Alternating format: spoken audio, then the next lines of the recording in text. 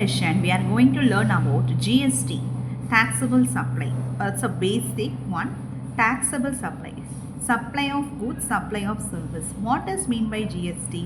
When it applies, when there is a supply means there will be GST come. If there is no supply, no GST will be occur. There are 6 parameters of supply.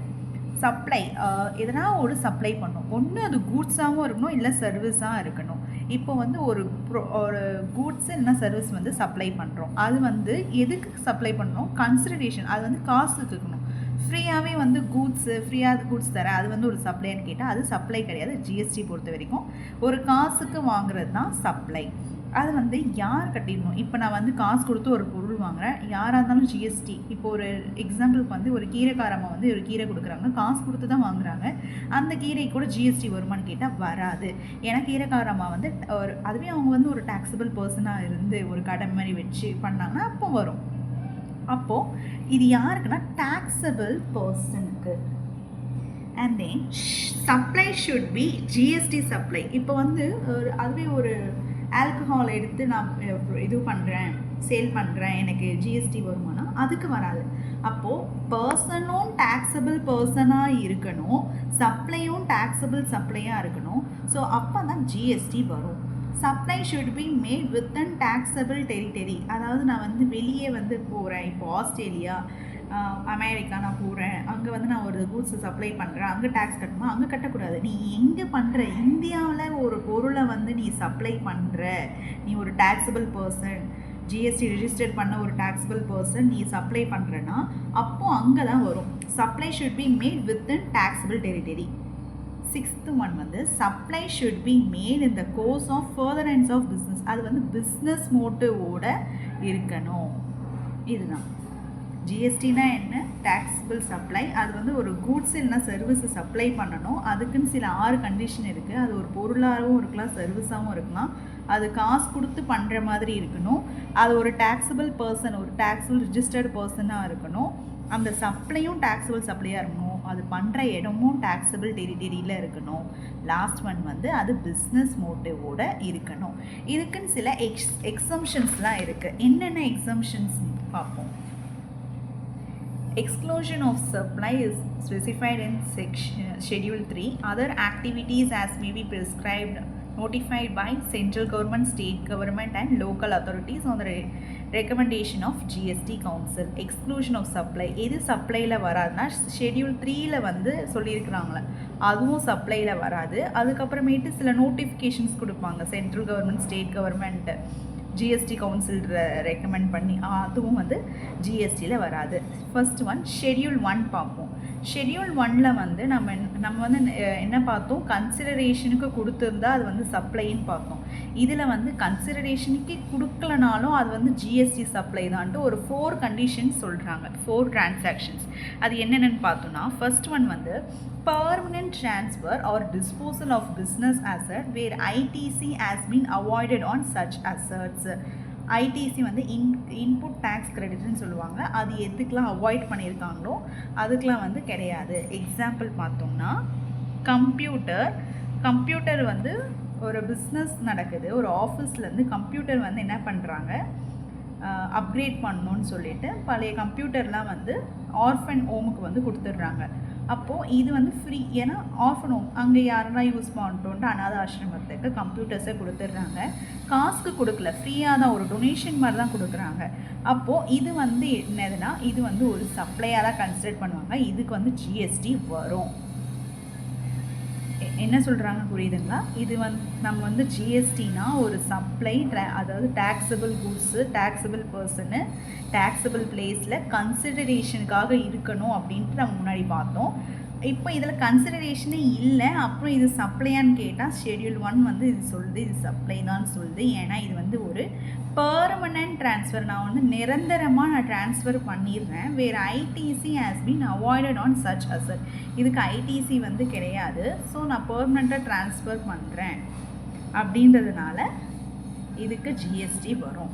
Second one வந்து supply of goods or goods or service or both between related person or distinct person. Related பர்சன்னா என்ன சொல்கிறாங்கனாக்கா, இப்போ ஒரு எம்ப்ளாயிக்கு goods கொடுக்குறாரு, ஓகேவா?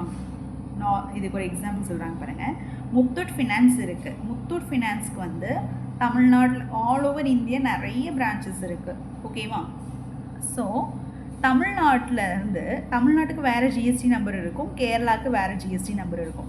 இப்போது தமிழ்நாட்டிலேருந்து கேரளாவுக்கு அவங்க கூட்ஸ் எதனா ஒரு அவங்க கம்பெனிக்கு தேவையான ஷேர்ஸு, சிஸ்டம், அந்த மாதிரி ஏதோ ஒன்று சப்ளை பண்ணுறாங்க, இல்லை கேரளாலேருந்து தமிழ்நாடுக்கு சப்ளை பண்ணுறாங்க. இது வந்து யாரும் முத்தூட் ஃபினான்ஸு ஒரே ஆள் தான். அவன் வேறு பிரான்ச் வச்சுருக்கான், வேறு ஏன்னா ஒரு ஸ்டேட்டுக்கும் ஒரு ஜிஎஸ்டி நம்பர் மாறும்ல. ஸோ அதனால் ஒருத்தருக்குமே மாறும். அந்த ஸ்டேட் நம்பரே மாறுதுனால சேம் ஆர் டிஸ்டிங் பர்சன் அவங்களுக்கும் ஜிஎஸ்டி வரும். இது வந்து ஃப்ரீ தான், காசுக்கு கொடுக்கல. ஏன்னா இவனுடைய ஆஃபீஸ் தான் ஒரு பிரான்ச்லேருந்து இன்னொரு பிரான்ச்சுக்கு நான் ட்ரான்ஸ்ஃபர் பண்ணுறேன். அது வந்து வேறு ஒரு ஸ்டேட்டில் இருக்குது ரெண்டும். ஆனால் ஒரு ஸ்டேட் விட்டு ஒரு ஸ்டேட் மாறுது, ஒரே நிறுவனம் வேறு ஸ்டேட்லேருந்து மாறுறதுனால ஃப்ரீ ஆஃப் காஸ்ட் தான். ஆனால் இங்கேயும் ஜிஎஸ்டி இருக்குது.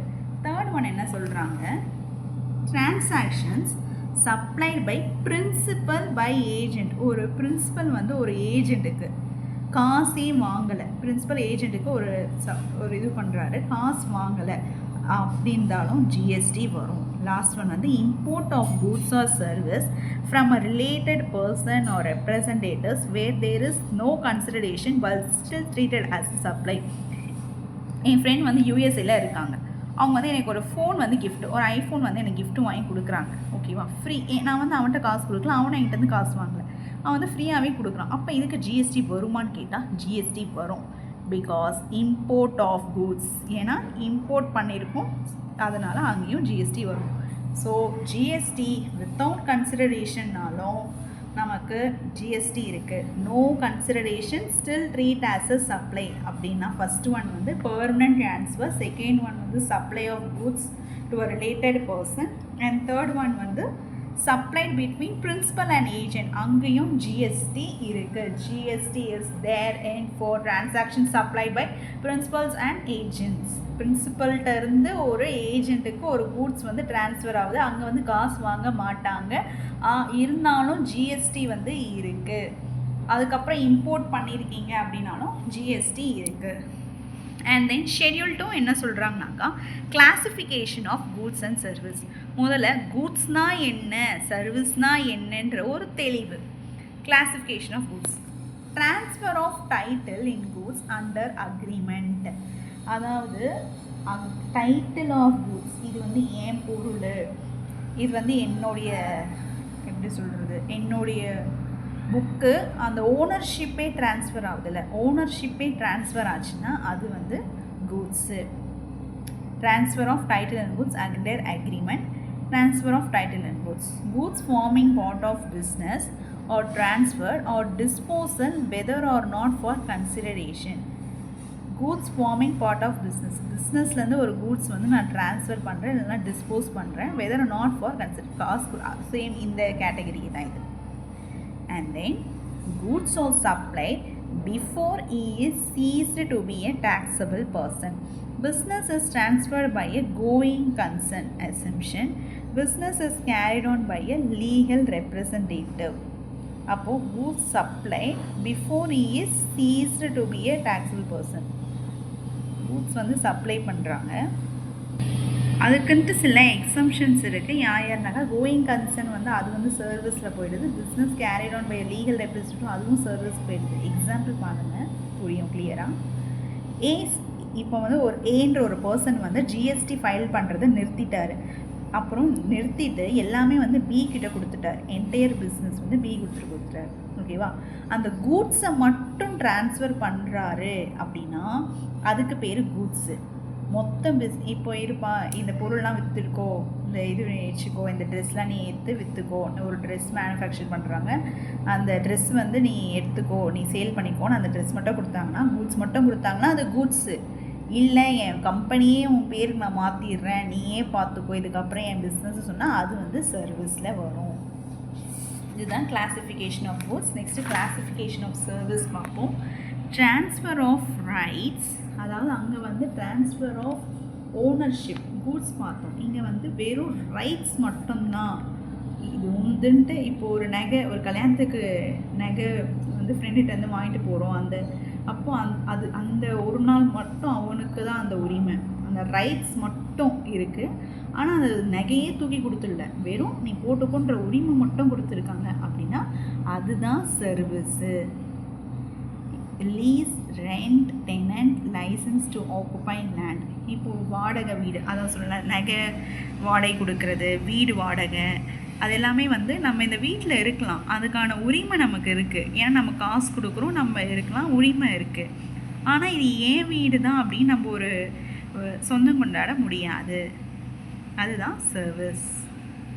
லெட்டிங் ஆஃப், அதே மாதிரி தான் பிஸ்னஸ்ஸு, காம்ப்ளெக்ஸு, ஷாப்ஸு, எல்லா கடைங்களுக்கும் ரெண்ட்டு கொடுக்குறது, லீஸ் கொடுக்குறது எல்லாத்துலேயும் சர்வீஸில் வரும்.